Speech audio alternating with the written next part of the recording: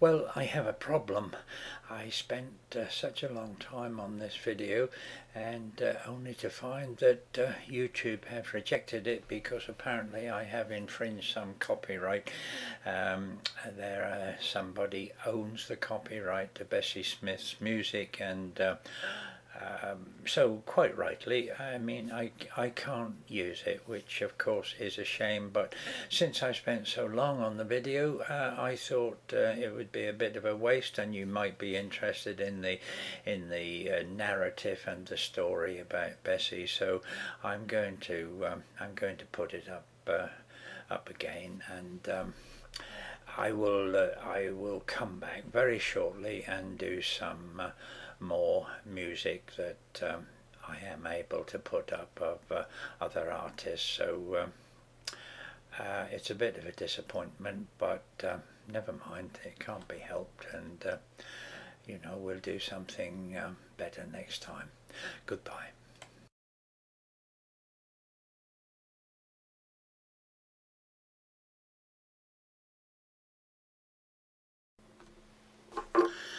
Hello blues lovers. Well, we can't have a channel about the blues without mentioning all the women in the world of the blues, and of course I bet that whenever we think of women blues singers, then Bessie Smith comes to the top of the pile. There were many, of course, so we'll do a bit of Bessie Smith today.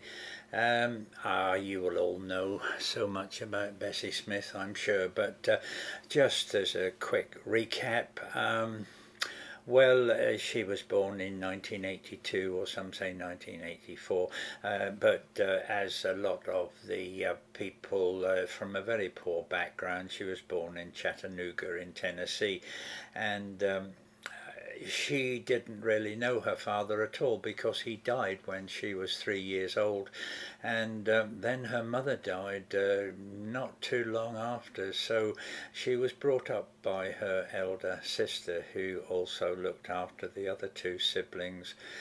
So she had a very nasty start in life. I think when she was about 10 years old, her elder brother left home, and he went and joined a travelling troupe.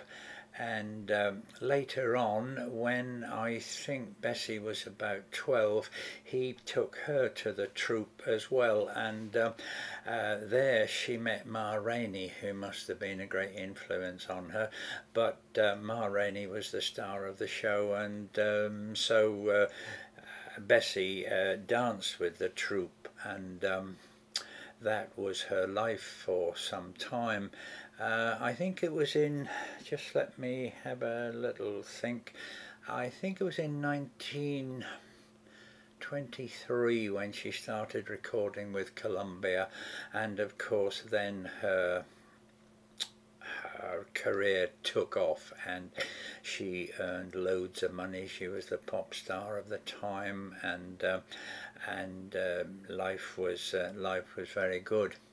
But she had very unhappy marriages. Her first marriage, her husband died, and then I think it again was in 1923 that she married Jack G, who was it was a marriage of absolute disaster with infidelity in both sides. Some say that Bessie was a bisexual, and Jack was off with other women, and it was a complete disaster. So they parted in 1929, 6 years later, but Jack enjoyed all the money, and Bessie enjoyed all the booze, and she did have problems with alcohol.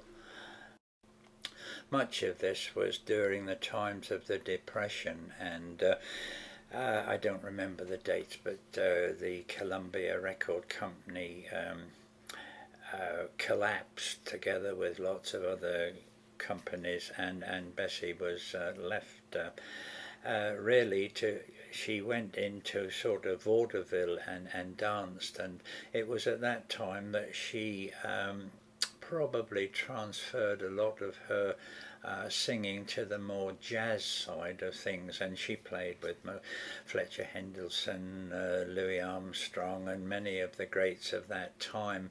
Sidney Bechet is a name that crops up.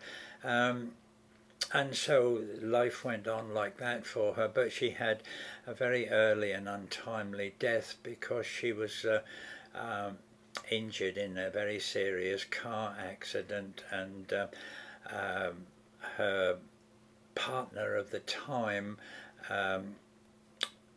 was trying to avoid a large truck, I think, in the dark, and the impact was on the side of Bessie, on the passenger side, and Bessie's arm was just about cut off. And there's a lot of stories about the following incidents, and nobody really knows whether it's true, but just after that accident a car crashed into the back of them, and ambulances were called, and there is rumours that the ambulance that was called wouldn't take Bessie to a white hospital, and I don't know, nobody knows really whether it's true, but it was a complete disaster, of course. And she was taken to hospital, her arm was amputated, but she died the next day. So she died in 1937, so I can't do the maths, but she was quite young. She hadn't divorced from Jack G, and he wouldn't pay for any for a headstone for her funeral, but 10,000 people attended her funeral, which is an indication of how she was held in respect in society. And it was many years later when some money was raised for a memorial for her and a headstone on her grave. So that's far too long, isn't it? And but that's a bit about Bessie Smith, and it's difficult to choose what song to choose of Bessie Smith because they're all so well known and all so good, but I've chosen Nobody Knows You When You're Down and Out, so I hope you enjoy. Until next time, goodbye.